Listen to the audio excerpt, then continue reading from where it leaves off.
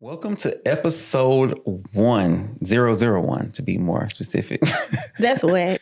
How's that what? Zero is one. It's a thing. Welcome to episode 1 of the Us in Real Life podcast. So Maisha and I have been talking about this for a while now. We've been kind of putting it to the side, and we decided it was time to kick things off, right, babe?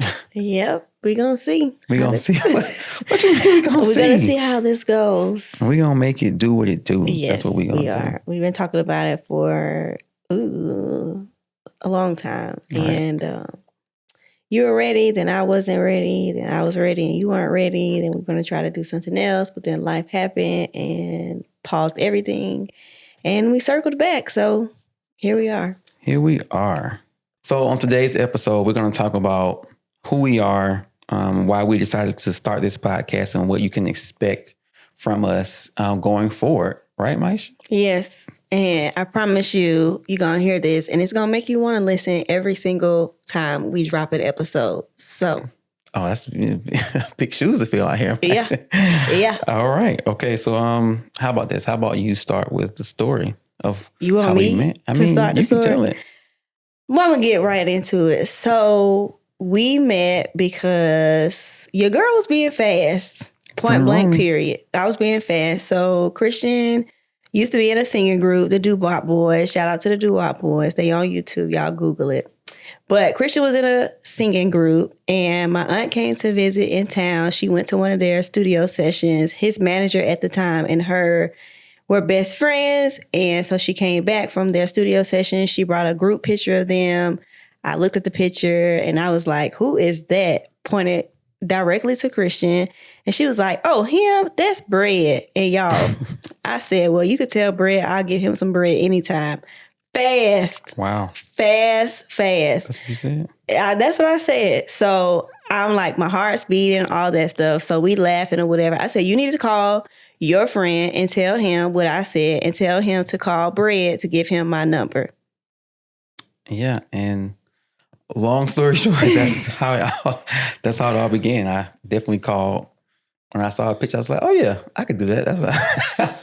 Oh yeah, I could do that. Yeah, for sure. And that was what, 18? I guess we met on my 18th birthday, right? No, we had our first date on your 18th birthday. And that was our first time actually meeting in person. Well, too. yeah, but we talked on the phone the first, so 2 days before, and we was talking all night, all day, like. Right. But, room past all of that, and married for 8 years, going on 8 years now. It'll be, 8 years today, technically, when this drops, right? Yes. So it'll be 8 years. And we've been doing this thing called life together for a very long time. Very, very long time. So, Christian, obviously we've been married for 8 years, but we've been together for a long time. What do people assume about us? What would you say is something people assume about us? Oh, man. So I guess people, on the outside looking in, right? People know that we love each other. Like, they can tell by the way we support each other, how we care for each other. But people think this is all roses. It's just no arguments. We communicate well, but we definitely bicker and argue. We were bickering before this episode, y'all. Yeah, a lot. We definitely argue a lot. Not a lot. We do argue a lot. Over silly stuff. Yes, it's normally silly stuff. The things that are serious, we actually don't argue about them. We have more of a conversations when it's the important, serious, deep things. It's more, like I said, conversation, not really arguing. But we definitely, again, we've been together for so long now. I know you, you know me. We have our ways, and we've learned to just be okay with each other. But it's still gonna be arguments here and there. Miscommunications, just all the stuff you deal with as a married couple. And so, people think it's just, oh, y'all just get it together. We got it together, but we ain't got it together. He still got on my nerves, and I get on his nerves. But yes, I don't got time to be learning nobody else's favorite colors. So you ain't going nowhere, player. I say... I'm not going nowhere. You're not. Yeah. What you say? If you leave, you going to? Right. You try to leave me, I'm going to ask you where we going. Yeah, I think also, what you said, people assume that everything's peachy, perfect. Oh my gosh, there's the picture perfect. But also I think that people assume that we just are like lavish, like in that, like we lived overseas, or like, you know, I know my dad, he's like, y'all got the money. I'm like, if only you knew. Like, no, we're not like eating like rice roni or whatever, nothing like that. But like, I think people assume that because of the way that we have set up things inside of our home, inside of our lifestyle, that we, you know, are Beyonce and Jay-Z when it comes to the funds, and we not yet. But I think we just have like good communication. We have good systems in place that work for us and that allow us to, you know, take care of home and all that stuff, and then still do extra stuff that might look lavish from the outside looking in. So, Okay, nice. All right, so let's rewind back to, you know, year one of marriage, right? So, what are some things would you have liked to hear, right? I guess knowing what we know now, like what are some things you would have liked to heard in our first year of marriage? I mean, whether that be advice or whatever, like what would you, if we can go back and kind of. I think for me and you particularly, because we didn't live together before we got married, like, of course we like spent the night at each other's house for, you know, a day or two or there. But I think I would have liked to hear like how much time it takes to get used to like living with someone, because like when you're by yourself and you know your fiance or whatever comes over to spend the night, like they see, oh, okay, Maisha likes to put things away, Christian not so much or whatever, but like living like it's so, but like you come over, you spend the night and then you go home. It's like, oh, okay, whatever. But like this is the home. Like you ain't got nowhere else to go. I ain't got nowhere else to go. And so like just trying to navigate how he is, how I am, and like putting that together. And it took a lot of work. And I'm a very person, like I'm an only child. And so I didn't have to share if I didn't want to share. And so like just things like if I left something like this, I expect it to come back like this, or like, don't leave all this clutter here. But Christian's like, oh, gotta leave the clutter here. So I think just being patient with understanding, like, once you say I do, jump over the broom and you move in with each other, it's not going to be like smooth sailing, like, oh, you put this here, I put this here. Like you have to communicate, and it does get exhausting. It is frustrating at times, but you know, this is the person that you married. So y'all have to work together to figure out how we going to cope, how we going to exist together, because I ain't going nowhere and you ain't going nowhere. Yeah, that's true. I'm not going anywhere. And you ain't either, girl. The heck? Thought this was. What would you have wanted to hear? I think for me, the changes and the seasons that you go through in marriage, right? So kind of expect life to be different. So like we are not who we were. We're not who we were when we were 18 years old, right? Well, who we are now, we're not who we were back then. And so the things that you like, the things that I like back then, we may not like now. And so being okay with that, number one, and then two, just growing and learning the newness about you every day, every month, every year, whatever, and catering to the things that you need now that you may have not needed back then. And so, yeah, if someone had told me that would be nice, right? So be open to change and to the seasons that come along with life and how we all grow and change in different ways. Yeah. Also, I think we probably heard or people like allude to it, but like year one, you have a lot of sex. You're like rabbits. Okay. Yeah. Like like rabbits. And you think you're tired, but then you're not tired. And it's like life just pauses. Like you don't got to go to work, but you do got to go to work. But like none of that matters the first year. And then after that, it's like, golly, I got to do this. I got to do this. Like when we going to put it on the schedule or whatever, or like hit it real quick or whatever like that. So that's what you have. Yeah. Okay. Yeah. So sex life changes. It does. It does. Seasons. All right. So Maisha, who is this podcast for? Who is this podcast for? So in episode 1, right? We got to lay the groundwork. Like, who are we creating this for? This is what. Get out. Oh gosh. So Maisha, you have to include that. Who is this for? This is not. This is for. If y'all know. This is for The real ones, Christian. It's us in real life. This is for the real ones. Yeah. So are you ready to answer my question or? Oh, yeah. Okay. Who is this for?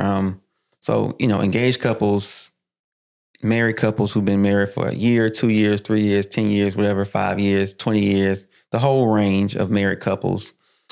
People who believe in God, who want to build their marriage on godly principles. This is for people who may not be there just yet and want to really see, like, okay, what is it like to live and have a marriage that is rooted in what the Bible says about marriage. This podcast is also for the boyfriends and the girlfriends who want to be married and, kind of want to get some tidbits along the way. This is for who else? This is for? Basically, if you are, like Christian said, like you are married, you are engaged, you are a boyfriend, you're a girlfriend, and you feel that marriage is in your future and this is something that you really want, like this podcast is for you. If you love the Lord, we love the Lord. The Lord is the center of our lives and he's the head of our household. But yeah, just being able to reach people who want to be married and are in love with the idea of being married, being equally yoked, being one, and not just the idea of having a nice, cute wedding, because y'all, once the wedding is over, like and it goes by fast. It goes by fast. It's expensive. I mean, it can be expensive or inexpensive as you want it to be, but the day will go by fast, and then marriage. Then you got the rest of your lives to be together and work this thing out. So, and you have to decide every single day that you want to choose that other person every day. We've been married 8 years, and why? This is a question that I've asked, but also like for you, like why do you think like now is the time for us to be like public and like sharing knowledge, sharing experiences with the public? Because we're typically like private people. Like unless you're in our inner circle, like Maisha gonna post a picture and we cute. Christian not so much. He's not really into that. But like from the outside looking in, like you ain't. If you just saw a picture of us, you'll think everything is like copacetic. So why do you think now is the time, like God is like, has been nudging us and putting it on our heart, like through the years to like share our story, share bits and pieces of our stories to inspire, encourage other couples or aspiring couples. That's a good question. So in a time now where marriage, can feel like it's under siege, right? Where marriage is not good for men because your woman gonna leave and take all your money, or marriage is not good for women because the man gonna control you and make you do and all of this, all of the mess that's kind of talked about now about what marriage is and what is not.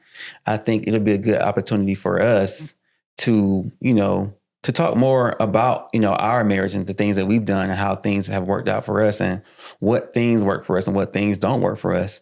The growing pains that we've had, the trials and tribulations, the challenges, the all of those different things, right? So people who are going through the same thing as us, people who are, in year 5, year 7, year 8, year 10, year 15, right? Who are kind of going through those seasons, like I mentioned earlier, of life and of marriage, and kind of just glean some things from us. And, maybe we can share some things that can help a marriage stay together.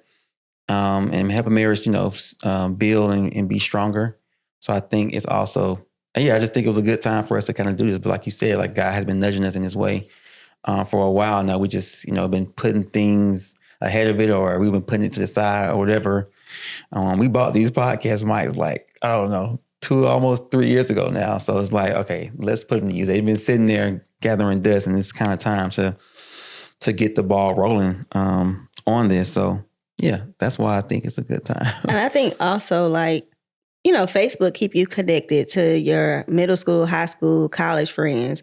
And I feel like every other month I get on Facebook and I'm like, God, dog, they ain't together. Or I'm like, she ain't been wearing her ring.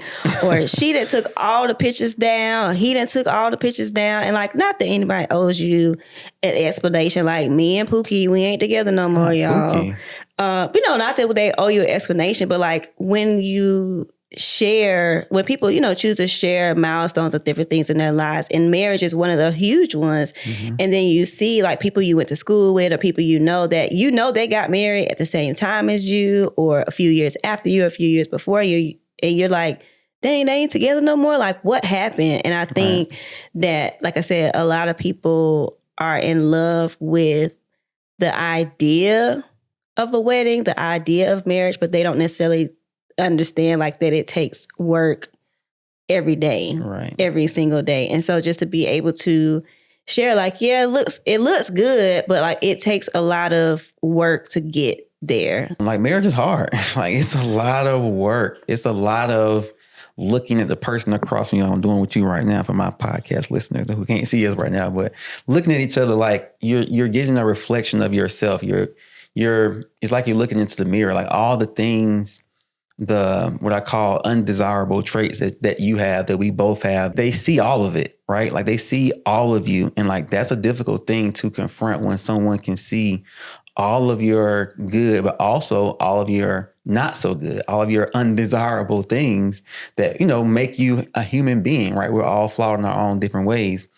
And so, yeah, like, for me, when I see that same thing, whether it be social media, Facebook, whatever, and I see, someone I know aren't together anymore, like, I get discouraged. That kind of brings back more why I want to share these things to help people along the way in their marriage journey when things get hard. To, hopefully, like I said earlier, glean something from us. And then I think also, like, we're married. And so, like, when we see people who were married once and they're not together, it makes us feel a type of way. But there are people who are not married, who desire marriage, they're single.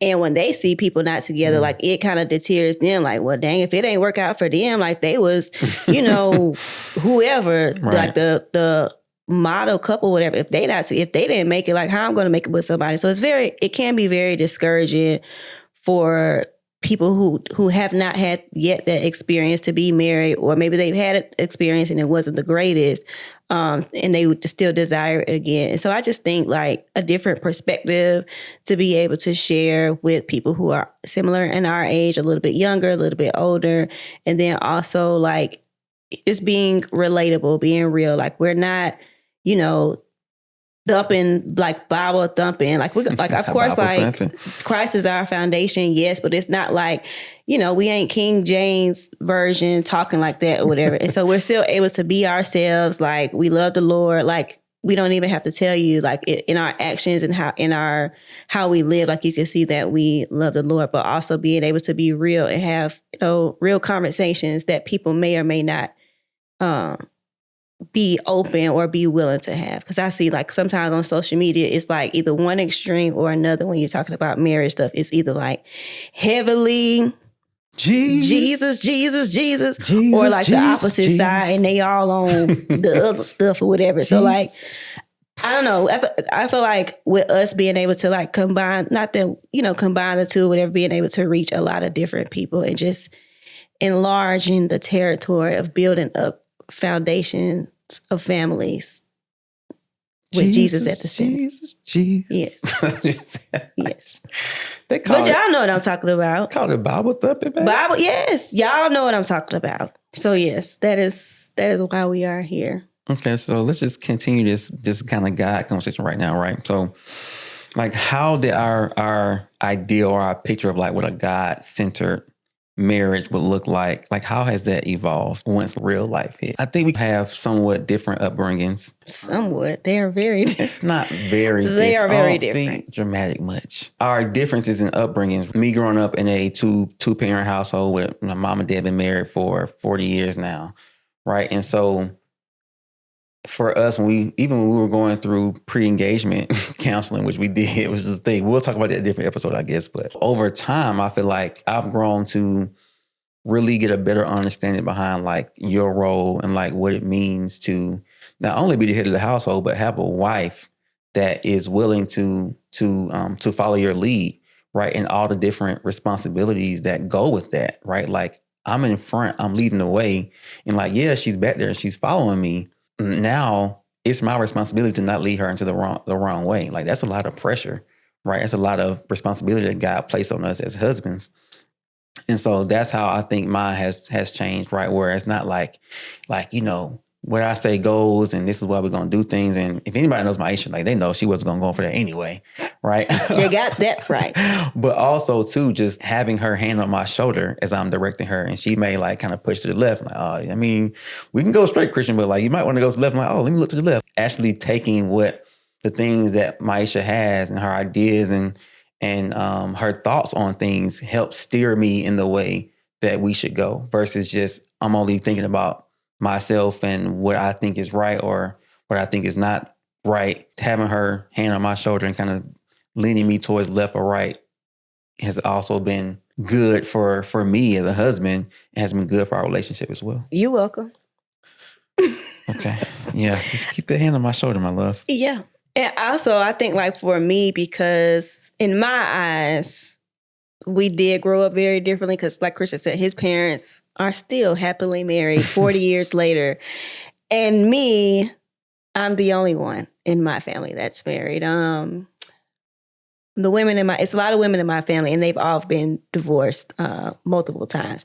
And so for me, I was just going into my marriage like, I'm going to break this cycle. I don't want to repeat like I want to break the curse. I felt like I wanted to break the curse. And so for me, like, it was just like, whatever it takes, I'm going to do it. Like, I don't want to lose myself. And like Christian said, like, you ain't finna control me because I come from a family of strong, independent Black women. And so like the way that I grew up looks very different from the way that Christian grew up because there was a man, a husband and a wife in his house. And for me, it was strong Black woman. And, all the women who independent, that was us, okay? That was the anthem, okay, for my family. And so I had to be very intentional with like just even checking in with myself, checking in with during pre-engagement counseling, pre-marital counseling, devotionals, things like that to see like, okay, I love the Lord.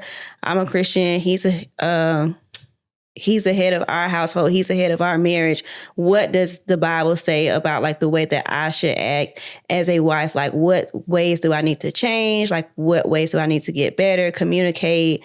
Like maybe the examples that I was set or like what I saw isn't necessarily the right thing to do if I want to be a godly Christian wife. And so that's a constant evolvement. Okay. I ain't there yet. But I'm not where I used to be.